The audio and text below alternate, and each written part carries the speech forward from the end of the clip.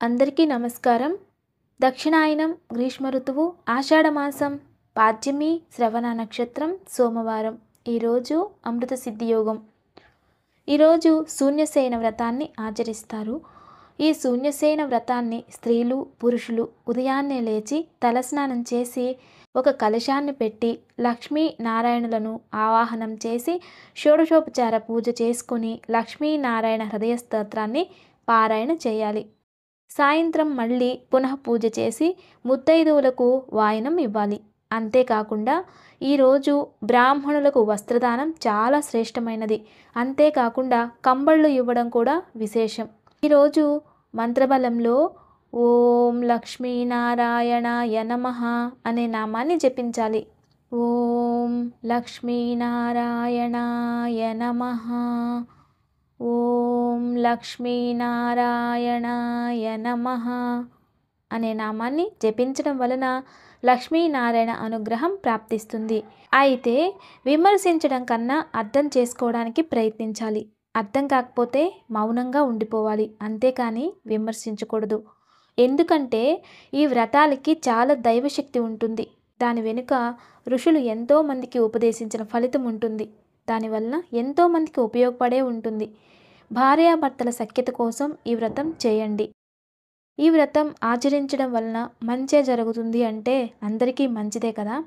కొంతమంది భార్యాభర్తలు గొడవలు పడుతూ నరకాన్ని చూస్తూ ఉంటారు. వాళ్ళకి ఈ వ్రతం మంచి చేస్తుంది. అది మనకు కూడా మంచిదే కదా. కాబట్టి ఎలాంటి సందేహం లేకుండా శూన్యసేన వ్రతాన్ని ఆచరించండి. ఇక ఈరోజు మంచి మాట.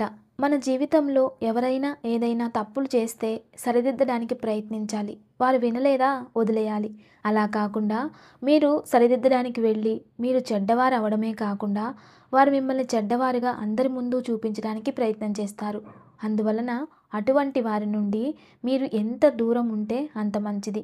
తప్పు చేసిన వాళ్ళు ఏదో విధంగా దొరికిపోతారనుకోండి, కానీ ఆ తప్పుని ఎలా దాచిపెట్టాలా లేదా ఆ తప్పుని ఎలా తప్పించుకోవాలా అనే చూస్తారు. కానీ తప్పు చేసిన దాన్ని సరిదిద్దుకోవాలి అని ఎవ్వరూ అనుకోరు. అటువంటి మనస్తత్వం ఉన్నవారిని ఎవ్వరూ సరిదిద్దలేరు, మార్చలేరు. మంచిగా ప్రేమతో నచ్చ చెప్పండి. అన్ని విధాలుగా చెప్పి చూడండి. అన్ని విధాలుగా చెప్పినా కూడా వారు అదే దారిలో ఉన్నారంటే వారికి దండం పెట్టి వారి దగ్గర ఆ విషయాన్ని చర్చించడం మానేయడమే చాలా మంచిది. ఖచ్చితంగా కాలం వారికి సమాధానం చెప్తుంది. ఏదో ఒకరోజు కాలం అడిగే ప్రశ్నలకు వారి దగ్గర సమాధానం కూడా ఉండదు. అది కాలమే నిర్ణయిస్తుంది. దానివలన అటువంటి వారిపై మీరు ఎక్కువగా దృష్టి పెట్టడం వలన మీరు మానసికంగా ఒత్తిడి తీసుకొని డిప్రెషన్కి లోనై బాధపడే కన్నా వారికి వీలైనంత దూరంగా ఉండడం మంచిది. దీనిని ఒక చిన్న కథ ద్వారా తెలుసుకుందాం. ఒక గ్రామంలో ఒక కుటుంబం ఉండేది. ఆ కుటుంబంలో తల్లి తండ్రి ఇద్దరు కొడుకులు ఉంటూ ఉండేవారు. ఒక కొడుకు మాత్రం బాగా చదువుకుంటూ ఉంటాడు. రెండోవాడు అల్లరి చిల్లరగా తిరుగుతూ చెడు స్నేహాలతో ఉంటాడు. అయితే పెద్దవాడంటే తల్లిదండ్రులకు కొంచెం ప్రేమ ఎక్కువగా ఉంటుంది. ఇక ఆ రెండోవాడు చెడు స్నేహాలు చేస్తూ చెడు పనులు చేస్తూ ఉండడం వలన ఎవరికీ నచ్చేవాడు కాదు. అందరూ కూడా వీడింతేలే అని వదిలేస్తారు. మొదటి వాడిపై ఎక్కువ ప్రేమను పెంచుకున్నారు. ఇక వాడికి పెళ్లి చేద్దాము అనుకుని ఒక మంచి అమ్మాయిని చూడడానికి ప్రయత్నిస్తూ ఉంటారు. వీరు ఇలా వెతుకుతూ ఉండగానే రెండోవాడు ఒక అమ్మాయితో పరిచయం పెంచుకొని ఆ అమ్మాయితో జీవితం బాగుంటుందనుకొని పెళ్లి కూడా చేసుకుంటాడు.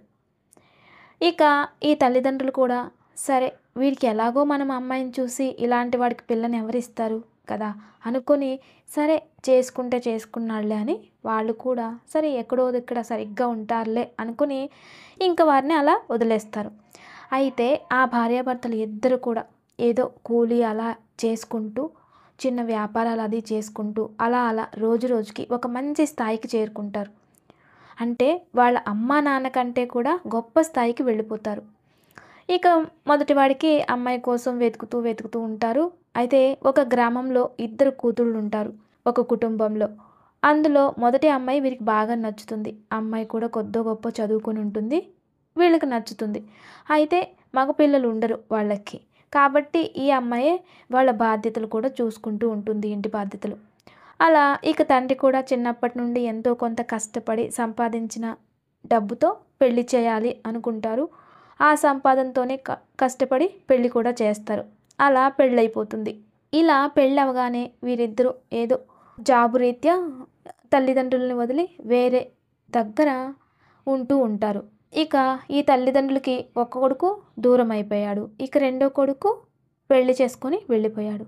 కానీ వీళ్ళు రోజులానే ఆ కొడుకు మీద విపరీతమైన ప్రేమను పెంచేసుకొని పెళ్ళైన తర్వాత కూడా ఎక్కువ కాల్ చేస్తూ, ఎక్కువగా కాల్ మాట్లాడుతూ ఉండేవారు.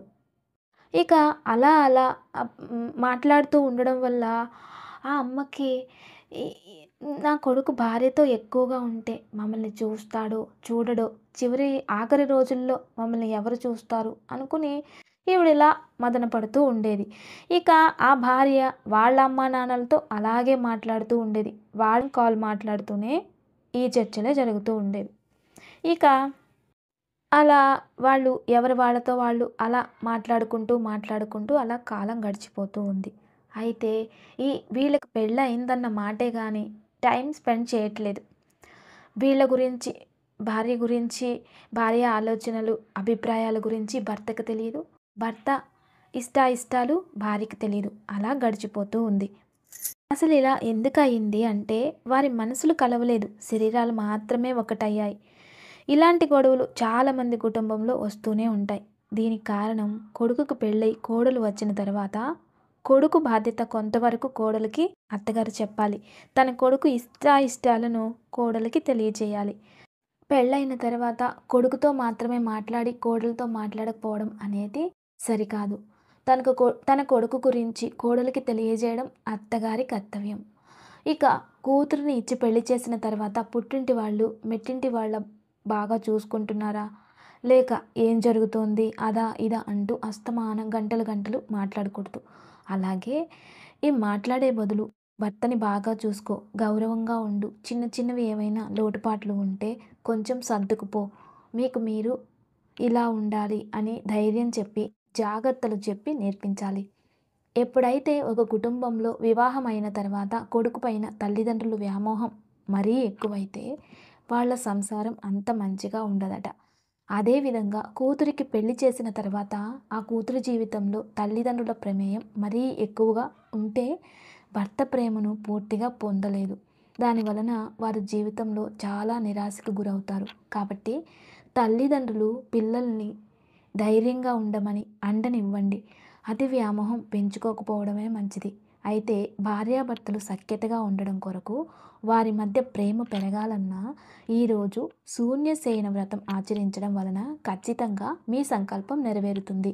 అయితే భార్యాభర్తల మధ్య ఏవైనా సమస్యలు వస్తే వారికి వారే పరిష్కరించుకునేలా ఉండడం మంచిది. అంతేగాని మూడో వాళ్ళు వచ్చి పరిష్కరించే పరిస్థితిని తెచ్చుకోకూడదు. కానీ ఈ భావన భార్య భర్త ఇరువురిలోనూ ఉండాలి. ఇక మన సంప్రదాయం, ఎవరైనా చనిపోయిన వాళ్ళ ఇంటికి వెళ్ళి వస్తే స్నానం చేయాలి అంటారు. స్నానం చేయకపోతే ఆ ఆత్మలు వెంటాడతాయి అంటూ ఉంటారు. నిజమే. కానీ ఈ మాటలను చాలామంది విమర్శిస్తూ ఉంటారు. ఇవన్నీ మూఢనమ్మకాలు అంటూ కొట్టిపడేస్తారు. కానీ ఇవన్నీ కూడా పూర్వంలో నుండే ఉండేవి. ఎవరైనా చనిపోతే దగ్గరికి వెళ్ళడానికి కూడా భయపడేవారట. ఇది వైజ్ఞానికంగా చూస్తే చనిపోయిన వారి దగ్గర నుండి ఏవైనా అంటువ్యాధులు కానీ లేదా ఏదైనా నెగిటివ్ లేదా బ్యాక్టీరియా వంటివి వచ్చి చేరుతాయట. ఇదే విధంగా పూర్వంలో వాళ్ళు కూడా స్నానం ఆచరించాలి అని చెప్పేవారు. అయితే వస్త్రాలతోనే చల్లని నీళ్ళతో తలస్నానం చేయాలి.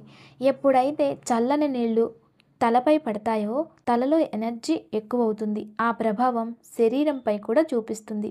గోమూత్రం, పసుపు నీళ్లతో స్నానం చేయడం వలన క్రిమికీటకాలు ఏవైనా, బ్యాక్టీరియా ఏమైనా ఉంటే అంటే శవ కార్యక్రమాలు చేసిన తర్వాత శ్మశానంలో ఏదైనా బ్యాక్టీరియా వస్త్రాలపై పడి ఉంటే కూడా తొలగిపోతాయట. శ్మశానం వెళ్ళినప్పుడు వైరస్ అనేది వచ్చి ఉంటుంది కదా, అది తొలగించుకోవడానికి ఇలా స్నానం చేయాలి అనే ఉద్దేశంతో మన పూర్వీకులు, ఋషులు సంప్రదాయపరంగా మనకి ఇలా తెలియజేశారు. సైన్స్ కూడా అదే చెప్తుంది. ఇక దివ్య పూజ. రేపు మంగళవారం, ధనిష్ట నక్షత్రం. ధనిష్ట నక్షత్రం దుర్గామాత నక్షత్రం. మంగళవారం కలిసొచ్చింది. రేపు ఉదయాన్నే లేచి స్త్రీలందరూ కూడా చక్కగా తలస్నానం చేసి దుర్గాదేవి ముందు నెయ్యి దీపం వెలిగించి దుర్గాదేవి స్తోత్రం చదువుకోవాలి. అనుకూలమైతే అమ్మవారికి దేవి ఖడ్గమాల చదువుతూ కుంకుమార్చన చేయాలి. తర్వాత ఆ కుంకుమని నుదుటన ధరించండి.